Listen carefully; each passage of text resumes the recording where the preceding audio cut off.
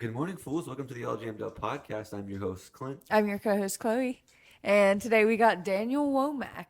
Well, we're all jammed up and we're ready to blast. It's time for Clint and Chloe's Music Podcast. Or as you might know him, Womz from the band Futurebirds. Hell yeah, Womz. How'd that come around? Did he say? Well, his last name's Womack, Okay, fair enough. so it's like the beginning, and then I think he does tell it, but sometimes it's hard for me to remember what exactly the Happens, conversation yeah. is. I don't blame you. I kind of black out in conversations sometimes too. I would say I black out, but No, we but just it's talked definitely yeah, like the first time we talked about too. yeah. But yeah, you guys are about to find out in that interview, and fun way that interview kind of came out. And shouts out to Cooper. Mm-hmm. Cooper really loves Futurebirds, and he was stoked for me for this interview and gave me a couple questions that helped move the interview along. So shouts out to Cooper. But yeah, this was a cool way this came about. The bluegrass take with the keys from the Tommy episode. Yeah. Oh They yeah. commented on it, and then I was just like, "Hey, if you guys ever want to come on a podcast, let me know." And sure enough, And sure enough, that's so nice. How fun that's the way that happened. yeah, and he was super cool, dude.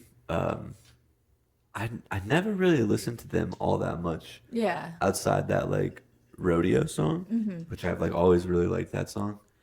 And then I started to like prep for the interview and to learn about them. I started listening to some of their stuff, some again recommendations from Cooper, Nice. and yeah. they have some really sick stuff. So I was glad that we were able to get that interview, and he has a side project too I want to check out. So yeah, it was a fun interview for me. Nice. That's awesome. I'm excited to hear this one then. Yeah, do you have anything you want to touch on before? No, not in the front end. We can. Oh, I guess we could talk. So we were away on our Yeah. trip this weekend. Our whole intention was to unplug, and as soon as we get there, the first thing we see on the fucking everything is that Bob Weir died. Yeah, that was crazy. So if you listen on Monday and you're like, this is weird, the Jam Band podcast didn't even acknowledge Bob Weir passing. Yeah. We were away, not really on our phones, checked our phones Saturday night, and was kind of like, whoa. Yeah. Yeah, we shared the main post, and then we were like, We were listening to like an 82 Dead show on the way to the cabin. And I was thinking, I was like, it's going to be crazy. Like one day he's going to pass away, and then the like heart and soul of like the Grateful Dead will all be gone. And then it happened. And yeah, yeah. it's pretty crazy stuff. I was telling you the other day, it's like I don't really know how much I believe, or like really what I believe. It's still like in the afterlife. It's like a topic that I just don't really know what I believe in, I guess. But it is a really nice idea to think of like Phil Lesh, Jerry Garcia, and Bob Weir like all being in the same place. Yeah, like playing music a grand together. reuniting. Or like just watching down and like seeing like I saw a bunch of videos of like people in Haight-Ashbury like playing music the next day, and like them all just being up there and seeing that.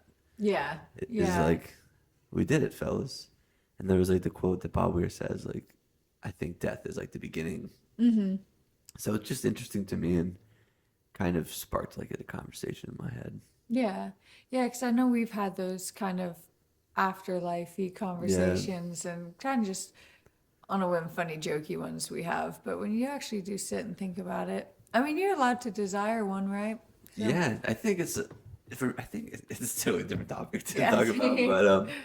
But yeah, you know, I only saw Bob Weir like 3 or 4 times, but I remember like the first time I saw him was at Citi Field with my buddy, and him just coming on like the huge like screens that they had out there. It was just like, whoa, that is him. He does like exist still. Yeah. Yeah, it's a shame I never saw Dead and Co., but at least I saw him at Hula. Yeah. That was When you sick. see him up there, especially at Hula too, because that was like much more intimate as compared to the arenas I saw him at. Yeah. But like seeing him up there is like, whoa, that guy is real. Like Yeah. he's like kind of like a mystical being. Yeah. So, yeah, the fact he's gone is a bummer, but hearing like how excited he was, not excited, I guess, but like his look on like death and how it's the spark of a beginning is kind of like Poetic, romantic. poetic, yeah. And it's Yeah. like, you know, of course it's a bummer for me selfishly, but like he seemed really at peace with it, and happy for him, and yeah, all that good stuff. Yeah, yeah. I get what you mean. But yeah, I guess that's it for the front. Yeah. Yeah, we'll jump into the We can interview roll with on it. Womz. Honey, you're listening to some all jammed up. Yeah, Daniel's my first name, but Womz is just like kind of a nickname that developed one late night years ago, and it kind of stuck. So once I changed my Instagram handle to that, and people just started calling me Womz, that was before we were as big as we are now. So, but most fans kind of refer to me as Womz these days. Yeah. It's funny. Recently, people have been calling out my regular name, my Daniel, from the crowd, and it's almost like a flex. It's like Daniel. It's like I was like, my real name. Nice. Yeah, once you get the nickname on the Instagram handle, that makes it pretty legit then. Totally. Yeah. So we're here with Womz from the Futurebirds. You are lead guy, lead singer, lead guitar, right? I do all of those things, but we kind of split duties for the most part. It's we've got 4 main members of the band these days. Call it the core 4. We started with 6 way back in the day, but now it's kind of the 4 kind of main members are me, Carter, Thomas, and B Miles, our bass player. So 3 frontmen across the front. We all handle the songwriting and singing duties. So, but yeah, usually whoever is singing is kind of the primary songwriter. Yeah. Okay. Up until this point, that's how it's been. Yeah. Gotcha. And I want to get into how the band is kind of like ebbed and flow as far as instruments go and all that. But I guess before we do that, let's kind of go like back to the beginning. The way Futurebirds started was kind of like a joke, is what I read. It was kind of like, hey, we're going to start a band, and then it just kind of became a thing. Yeah, most all of our best ideas started as a joke, more or less, to be honest with you. But we were definitely serious about starting a band at one point. But the very first band that Carter and I started was definitely a joke, kind of. It was going to be a joke, but then we just kind of got more serious about it, as serious as a few college kids could be at the time. And it evolved into something more serious. After we recorded our EP and got some kind of notable reviews on it, we were like, this is sick. And then our agent now has been our agent since day one, and we kind of got plugged into the system really early in the touring circuit. And so we started touring pretty much immediately, so that we kind of lucked up on that. But I think maybe something else that could be what you're referring to is maybe the name Futurebirds. The actual name is kind of a reference. Georgia's the poultry capital of the world. So UGA has a poultry evaluation class that Carter took, and we were in the middle of the first or second iteration of the band that we had, transitioning into what would become Futurebirds. And we were like, we just need a name for the band, And we tossed around some terrible ideas for the first few days, but then he came back from class one day and he was like, I've got to do Futurebirds. I was like, Futurebirds, all right, one more. He's like, yeah, and he kind of broke it down like it's way back in the day, like these Germanic tribes would look to chickens as like a clairvoyant bird, basically, which we thought was ridiculous and hilarious. And we're like, it's like judging by the way they would eat or something like that would kind of determine the outcome of the battle. Or something like that. We thought that was a ridiculously funny idea. So we were like, all right, that's what we're going with. Futurebirds, one word, And it's time to make a MySpace. So, we had a few songs that we were ready to upload as soon as we had the band name. And so, yeah, that's what we did. Yeah. So what year was this? If we're uploading to MySpace, what was this, like 2008, 2007? It was late 2008 was when that happened. And then 2009, it was March 2009 when we actually released our EP. Yeah, well, released by, we burned it onto some CDs basically and hand painted the CD covers and hand them out at shows, all the old school kind of ways to do things back then. This was way before Spotify and DSPs, of course. So that's what we did, in Athens, Georgia, and which is the good thing about Athens. It's a high touring market. So and there's a lot of places to play. So one of the first shows we did was opening for Dr. Dog at a place called Tasty World. Doesn't exist anymore. But one of the first few shows that we played where we actually started handing out the EP was we were opening for Blitz and Trapper at 40 Watt Club, which is still an amazing venue in Athens, Georgia. You know, a lot of greats have played there, you know, everyone from REM to Nirvana to, you know, et cetera. So opened for them, handed out our EP then. And once we got that review in the Flagpole is the local kind of towny publication there. That's kind of like, you know, music and events, arts and that kind of thing around town. We were stoked, you know, like, all right, cool. And then I remember Carter was like, hey, you know, like John, who was our agent, he was like, yeah, he was like saying we could like maybe go to this one spot in North Carolina and play a show. And I was like play a show like in another town? And he was like, yeah. I was like go on tour? He was like, I mean, yeah, basically. I was like, let's go, dude. That's awesome. So that's kind of how it started in a nutshell. Yeah.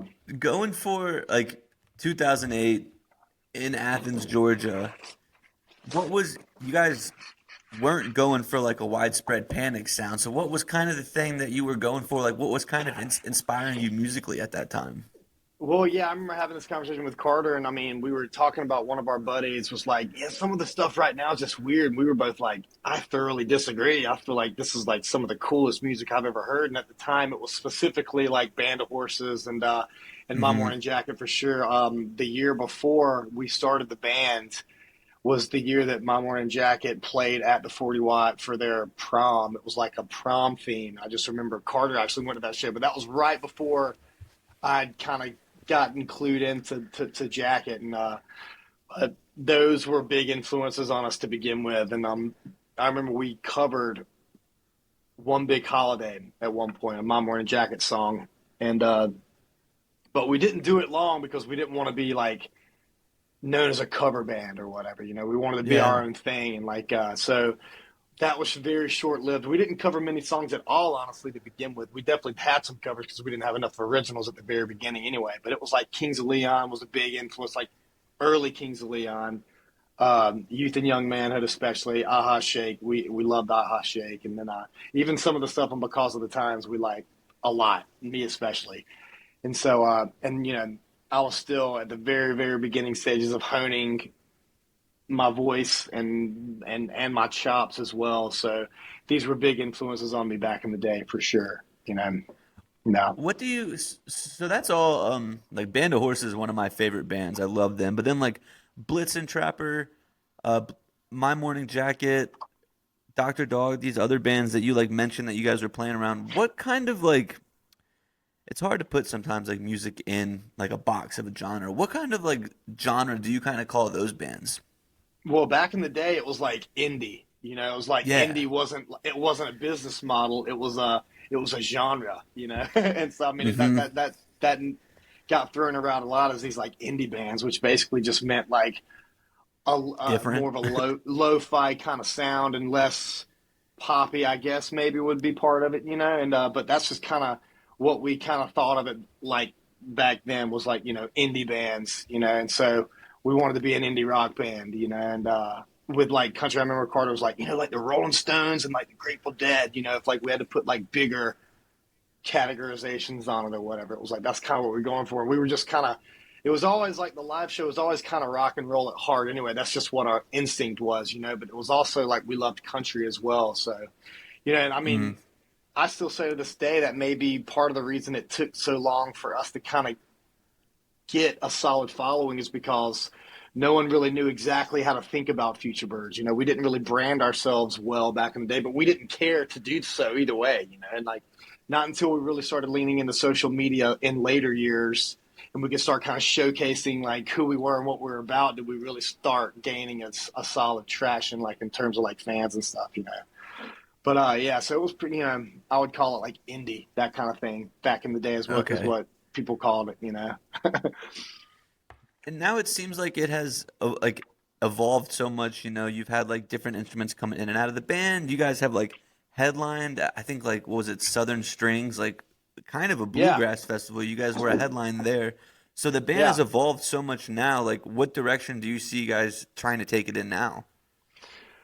We've always kind of stayed away from categorizing ourselves too much, but I mean, I guess just aside from just the experience of like writing songs that have worked over time and just like it's always been first and foremost writing stuff that we like and that we appreciate and that, Hmm. we want to play night after night, It's just, having three songwriters from actually kind of very different, well, in a lot of ways, very different kind of musical backgrounds. Like Tojo, he was pretty kind of into like the whole emo thing back in the day, but I wouldn't call it hardcore, but it was just like more of like a, outside of the perimeter of Taking Back Atlanta. Sunday, that kind of stuff. Sure. Yeah, exactly. And so, and like Carter was always kind of like a Grateful Dead, Widespread Panic guy, which I kind of was as well, which more of a Panic guy just from my older siblings and stuff like that. Just like me, I was kind of more of a pop guy too, as well, to be honest with you. It's like I've always been a sucker for a hook, but it wasn't like I was following it. It's just I appreciated it.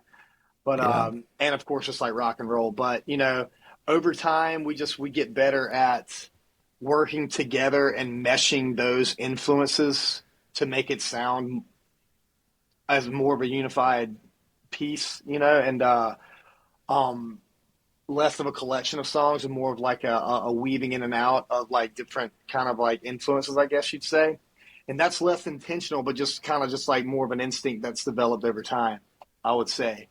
But and Okay. I still personally think we're still figuring that out and getting better at that, to be honest with you. We've got a record coming out June of this year, which we haven't talked about much, but we're in the final stages of getting that ready to go. Artwork, metadata, all that boring stuff. Well, art's exciting. But either way, sequencing, um, I mean, the next step is deciding what singles and when we're going to start rolling them out, basically. But and I think it's our strongest work to date. And it's kind of like one of the jokes in the band is like I've always been the excitable one, right? I'm always like, this is the best stuff we've ever done. Like I'm stoked. And my joke has always been I've always been right. I feel like every release we've outdone ourselves in a way. Just because like with three songwriters and main frontmen, I guess you'd say, of the band, it's it can be tricky, but it can also lighten the load in a way. But it's like getting better working with each other over time, basically.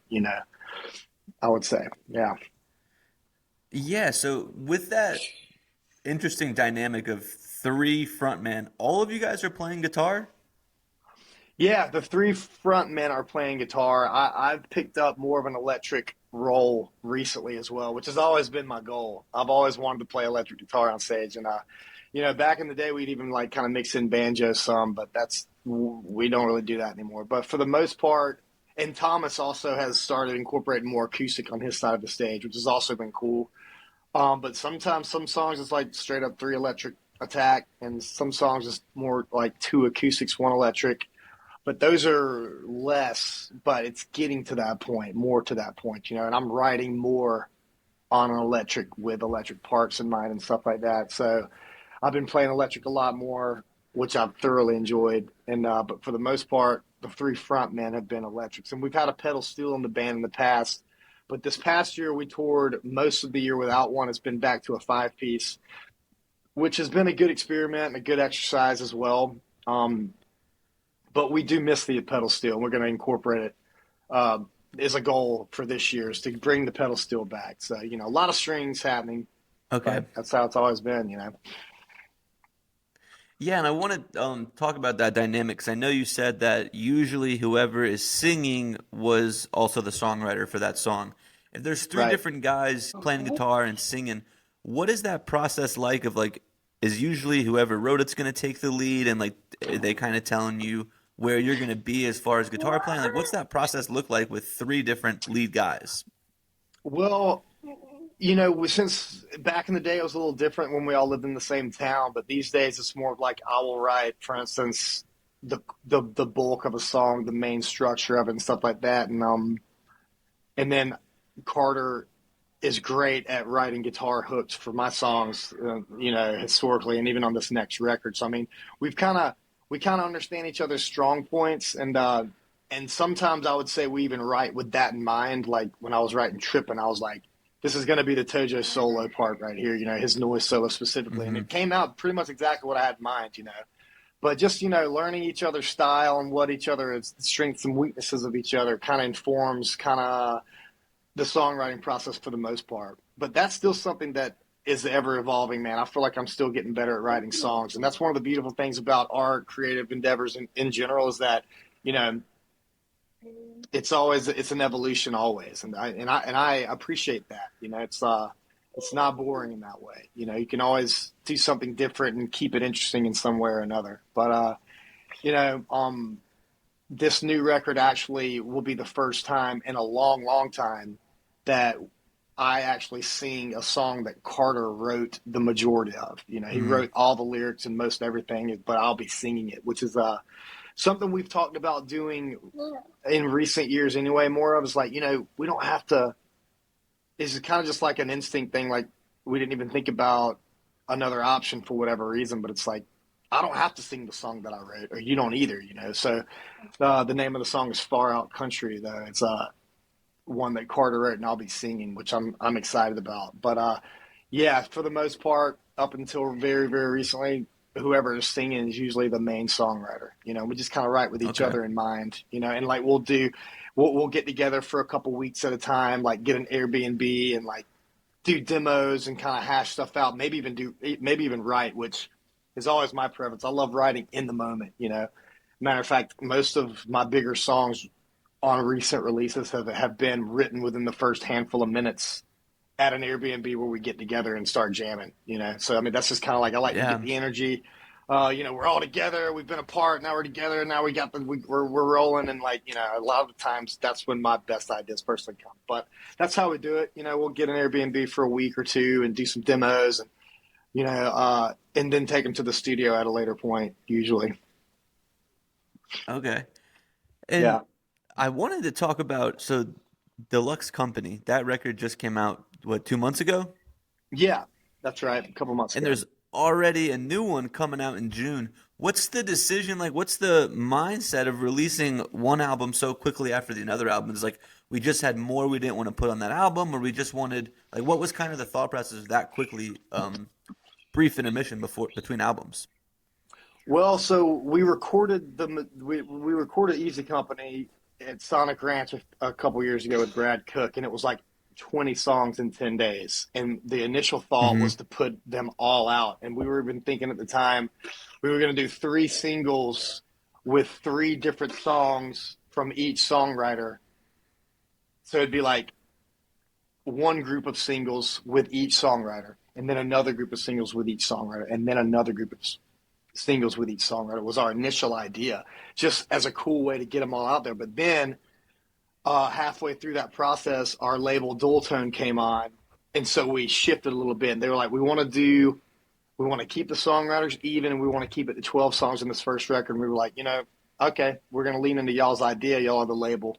We're not going to sign on with you to not use your ideas and use your expertise. This is your lane. We'll do it. So that's kind of how Easy Company came about. And then Deluxe Company, we were like, let's add a few of like the demos and maybe some acoustic tracks to it, and then do a whole new song as well, just to kind of bridge the gap between the next record. So to be honest with you, I would want to release even sooner, to be honest with you, because we have a lot of songs. And like I've even started a side project because we have so many songs, and there's something about the way Futurebirds works that's kind of hard to get them all out at any time. And just like, with a traditional rollout strategy with a traditional label, it kind of takes a while, so, which is good. There's good, and that's a good thing. It works that way for a reason, But to answer your question, honestly, I would rather release them even sooner, to be honest with you, man. But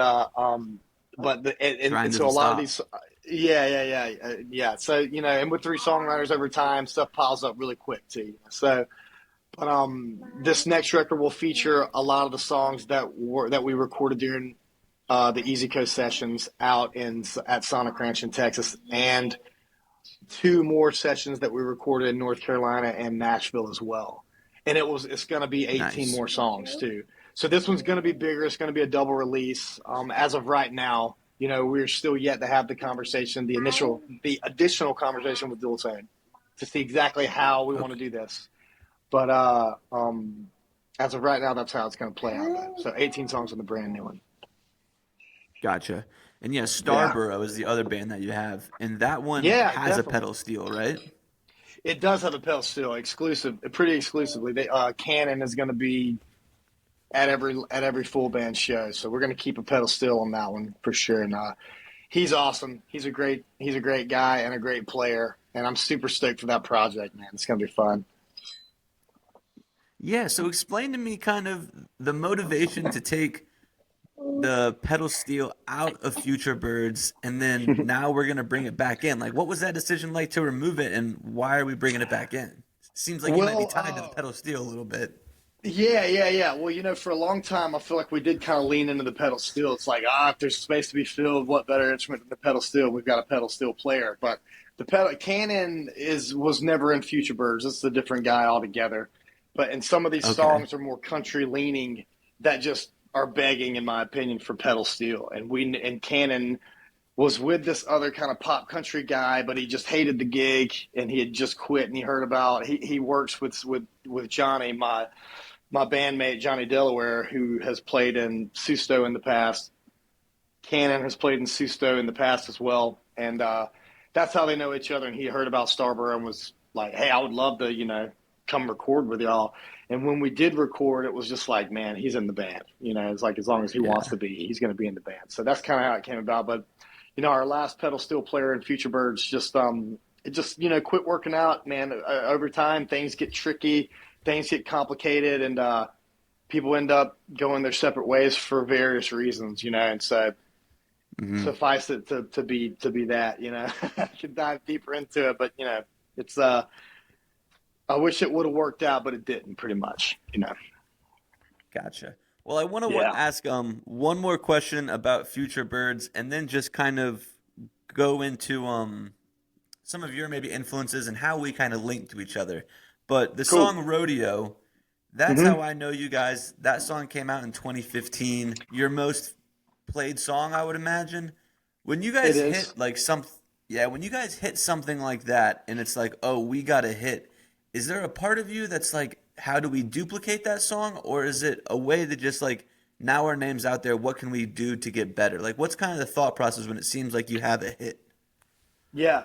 Well, when, to be honest with you, man, that song, we spent 2 weeks in Virginia, and that was the only song that I contributed to that record. And it almost didn't even get recorded because Thomas and Carter had so many other songs. And I mean, we were coming to the end of that session. I was like, well, remember, I still have this one. And it was so different at the time than what we were used to doing because the vocals were obviously going to be on top because it was a very lyrical song versus other songs that we had released in the past where the vocals were more of like an instrument, and less about what we were saying and more about just kind of the vibe, But this one was like, at the time, especially one of our more poppy songs, and I honestly didn't know what the guys were going to think about it when I wrote it. I was like, man, I don't know if they're going to hate this or love it, and some people, even at the beginning before we even released it, were like, what are y'all doing? Honestly, it's like, what is this? And we didn't even release it as a single on that record. And then I remember got a call from my manager, and he was like, yeah, so Rodeo got a big editorial playlist spotting, and I was like, or placement, and I was like, well, I don't know what that means, but I guess that's good. Okay. And then I just remember like my sister calling me one day and was like, hey, your song is like the #1 song on Spotify right now on Futurebird Spotify. I was like, I guess it is. That's awesome. It just kind of started taking off, and I mean, that song kept our nose above water for a while. That was our first kind of big break, probably. I mean, if you want to call it that, and it still does well today. I mean, Trippin' these days gets more per day, but Rodeo just over time is just an older song. So Trippin' will probably eventually catch up to Rodeo. But, when we did that, I mean, I would say yes and no. I mean, of course, people say, you're writing, and even I said this earlier, that we're writing for ourselves and we're writing what we want to hear, of course. But it's still there's still something to be said about your audience and what they respond to. And it's hard to say that that's not an influence or informative in some way. You know, it's like sometimes I'm like, man, am I ever going to write another song like Radio? I don't know. I think I will, and I think I have, honestly, on this next record. But it's not necessarily an effort, necessarily. Yeah. It's like, let me go write this 1 4 5 6 or whatever, like whatever the formula is, and like try to keep it on top. But you know, so it's a yes and no, probably. It's we're grateful for that song and grateful for the traction that it's and everything that it's gotten us. And I mean, so many people say that they discovered us from Rodeo, and but I wouldn't say necessarily that we set out to reproduce it. You know what I mean? Okay. We do want to re-record it.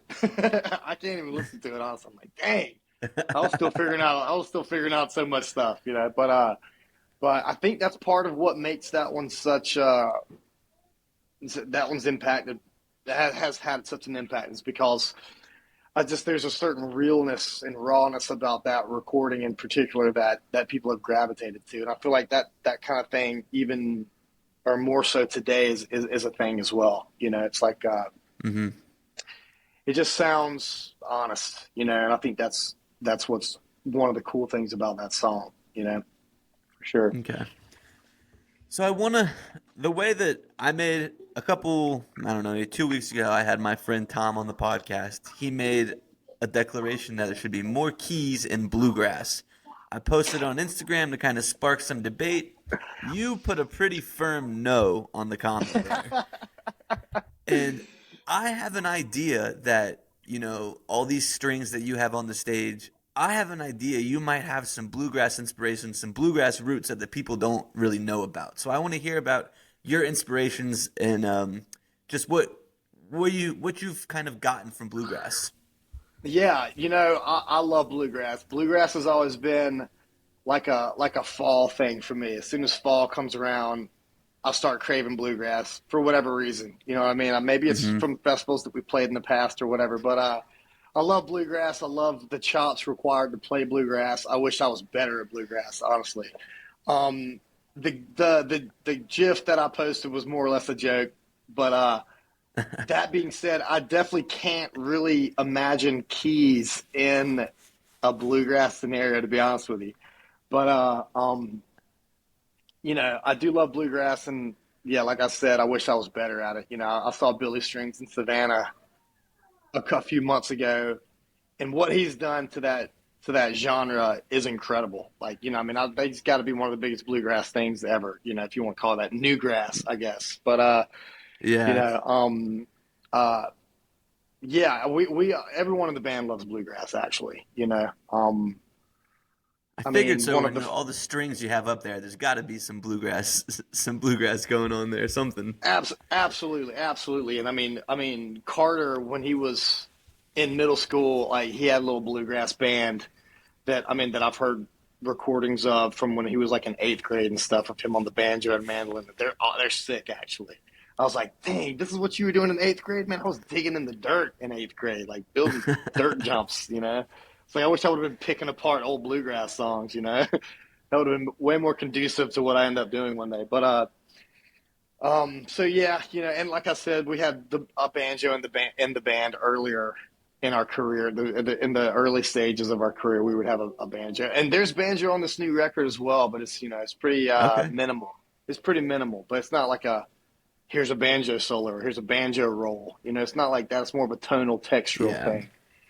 But definitely love bluegrass. I mean, me personally, I love all kinds of music. I think that's one of the beautiful things about art as well is that there's a place for everything, and I feel like the world is more interesting when you can accept things for what they are, and that's why I can get away with listening to pop music and stuff like that. Not but it doesn't stop there. I listen to all kinds of stuff. I've been into Gregorian chants recently, to be honest with you. And so, when you can accept things for what they are and understand their place in the world, then the world's just a more colorful place, in my opinion. Everyone in our band loves bluegrass, though. Me, especially during the fall. Yeah. So. Okay. One more question too, and Cool. then I have a couple quick fire questions from my buddy Cooper, who's a big fan. But I see Sweet. the Grateful Dead shirt. Kind of right now with the timing of Bob Weir passing and everything, it seems the world needs Dead music more than ever. So with that being said, when is Bobby's Shorts coming back again? Man, I'm not sure, honestly. We the Bobby Shorts text thread the other day was like when we're gonna do it. I mean, Carter usually puts together. I don't think he did it this last August, but he usually in August of every year for Jerry's birthday, he usually puts together a Grateful Dead kind of like tribute show in Nashville at the Basement East, and it's a fun thing. It's super fun. I was there one year. Mm-hmm. I'm actually not in Bobby Shorts, but I want to be.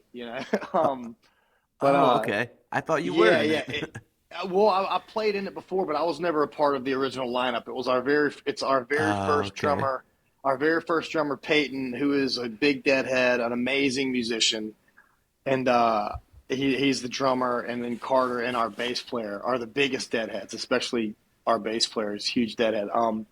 But and then one of the dudes from Los Lobos, and then there's a couple other dudes from various bands that kind of get together, and like there's a lot of guest appearances and stuff like that for this one particular event that I'm talking about for Jerry's birthday. But Bobby Shorts has played a handful of shows over the years, and I mean they're super fun, man. They're super fun.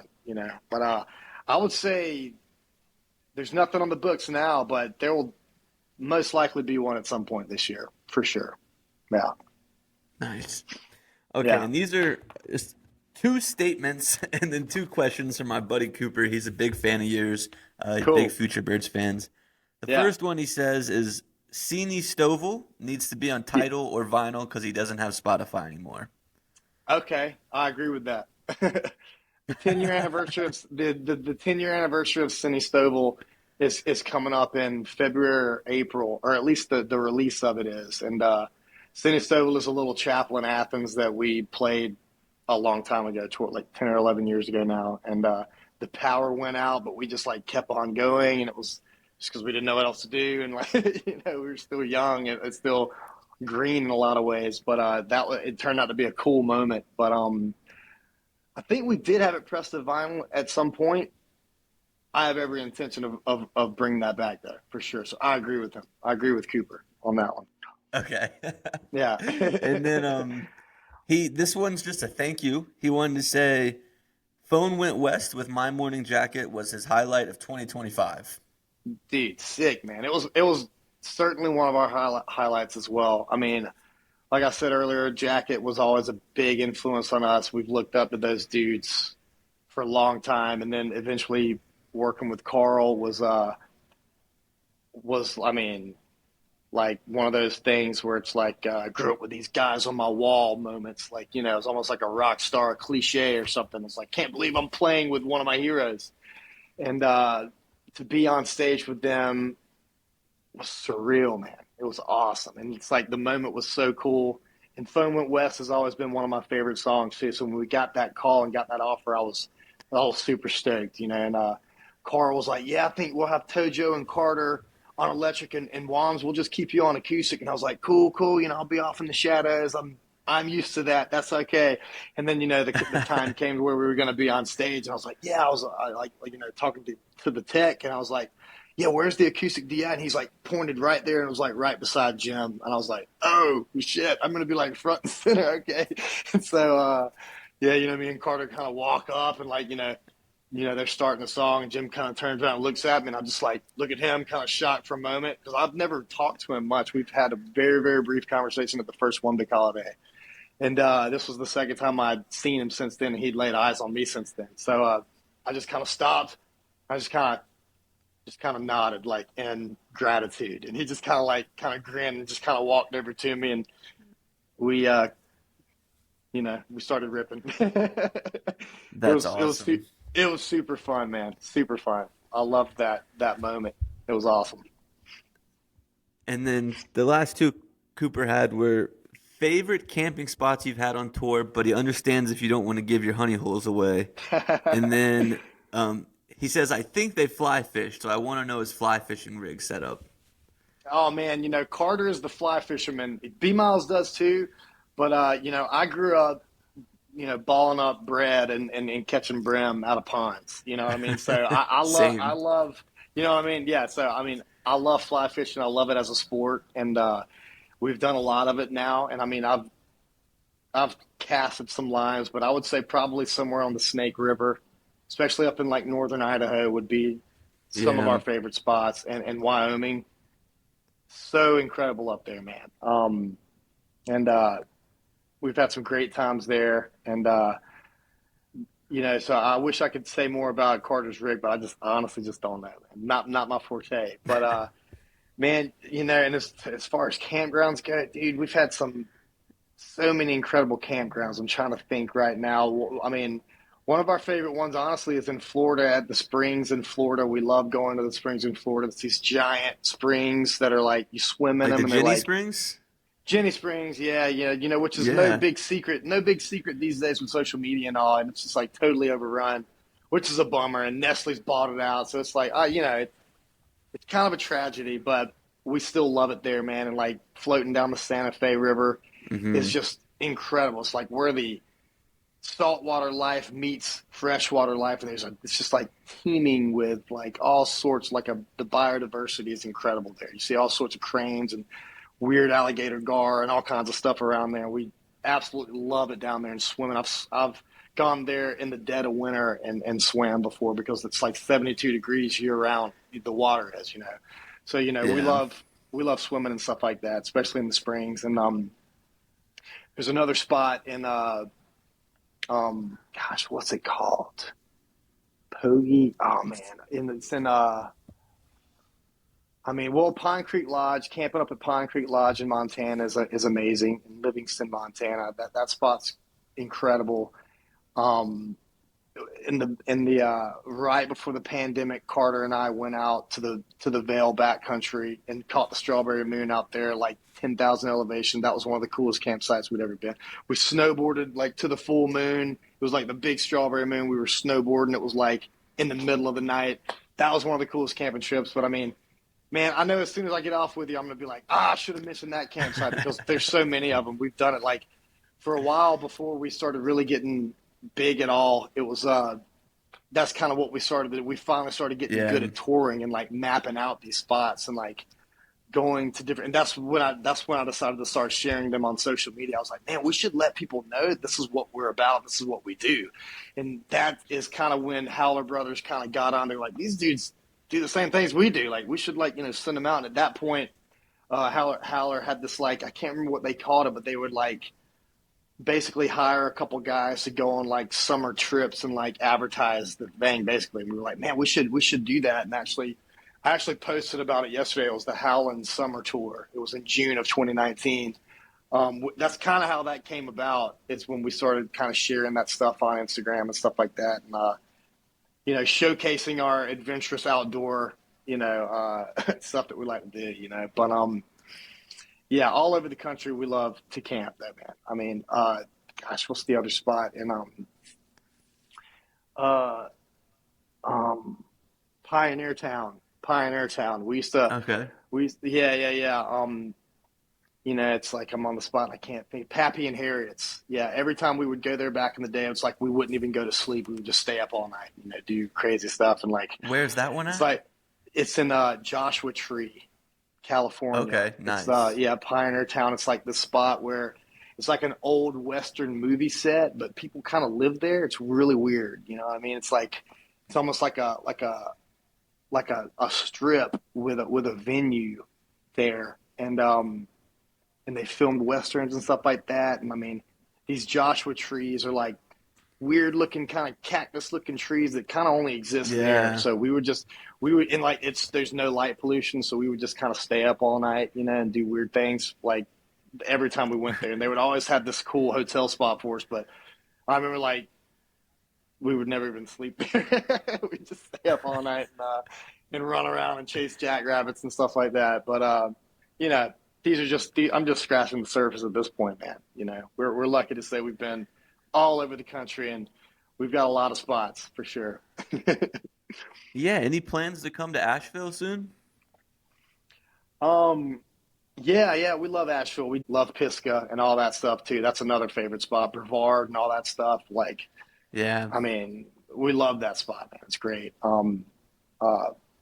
So yeah, we'll be back. Nothing on the books yet, but we're kind of once we get this release date sorted out, we're gonna do a big. We're gonna kind of book a huge tour, summer and fall, kind of around the release of the record. So we're kind of laying low until really like April or May until we get everything sorted out and just kind of like we'll hit these markets hard. Asheville, will certainly. North Carolina's all over. North Carolina's really good to us. So yeah, we'll be back at some point this year. Nothing on the books yet though. Cool, man. Well, Womz, this has been a blast, dude. Is there anything that you want to plug before we wrap up? Nah, just yeah. Like I said, keep on, stay on the lookout for some news on the new record. We're super stoked about it. And yeah, follow us on Instagram. We stay pretty active on that, and that's where we're most active. So yeah, y'all, give us a follow there, and stay tuned for a lot of cool announcements in lieu of the record. Yeah. Awesome. Well, thanks so much for coming on, man. No problem, man. Thanks for having me. I appreciate it. Like what y'all are doing. You just got jammed. Alrighty, guys. Welcome back from that interview with Daniel from Futurebirds. Womz. We do have songs of the week this week, but I don't think there's a ton that we want to talk about. But I did want to talk about Billy Strings announcing his tour, and then I don't think there was any other No clue where my big like announcements this week as far as like music tours go or anything. Yeah, I didn't see. Seems like January is kind of a quiet month for announcings. Yeah, like everyone just had the holiday. Well, not even that, but for shows in general. Like the only show we have this month is Kindle Street and Brevard. I'm so excited for that. The River Lovers tour just started. Check out where they're at. Go see them if you can. Absolutely get out to them. The most fun show you'll have all January. I can at least promise you that. Yeah, you're right though. That is kind of our only show until Billy Strings in February. So, Gathering, Iona planned something to get freaky. So maybe Billy is planning some kind of his own festival this year. That'd be sick. What if it's Gathering of the Juggalos? I do like that this thing that he's doing, kind of like just like draw out plan kind of. Yeah, and just like kind of like try to guess what we're doing, like dropping all these little hints and stuff. It's kind of fun. Bunch of just sold Let's out make a too. record in April. Like maybe they're working on another record. I have Studio seen that. dates. So we'll be at the April 11th show, right? April 11th, yes. Because the 10th we'll have Goose. Yep. And then these are the new dates he announced. Summer 2026. Sorry, West Coast people. I know, I did see they're getting, and nothing for Colorado. Yeah, but I saw something on Reddit, and take it with a grain of salt. I don't know how true those things are, but it had like some dates out there. Oh, you are right. You showed me that earlier. Roanoke, July 14th.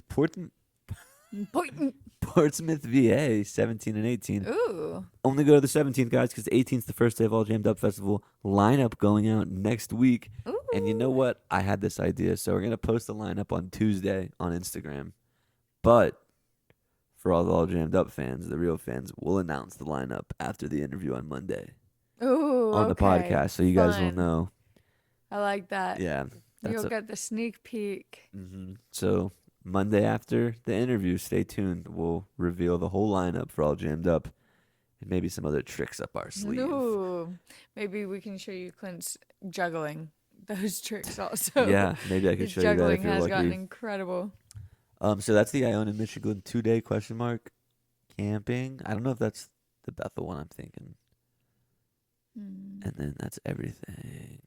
But the one I saw was like he'd be in Huntsville like the 22nd to the 24th, and then New Orleans like the first weekend of December. Weekend of December, yeah. So that would be fun. If New Orleans first weekend of December, if we anniversary trip. Yeah, that would that be 4 years? Yeah. Damn. Yeah. Ow, ow. That would be sick though. That timing would work out super. It's not a New Year's, but It's close enough. yeah. Hopefully we'll find. It was kind of nice to not do anything this New Year's. Honestly, but it really was. We need to watch our next Hunger Games movie. I know. Did have FOMO of the whole widespread thing though. Yeah. Yeah, next year we'll plan a bit better. Oh, you got something to say, buddy? Monkey, what? Songs of the week? Yes. I'll let you go first. Okay, let me pull mine You look up. like you have multiple. You look locked in today. I do have a lot, but I'm just kind of. Oh, I've already done this one.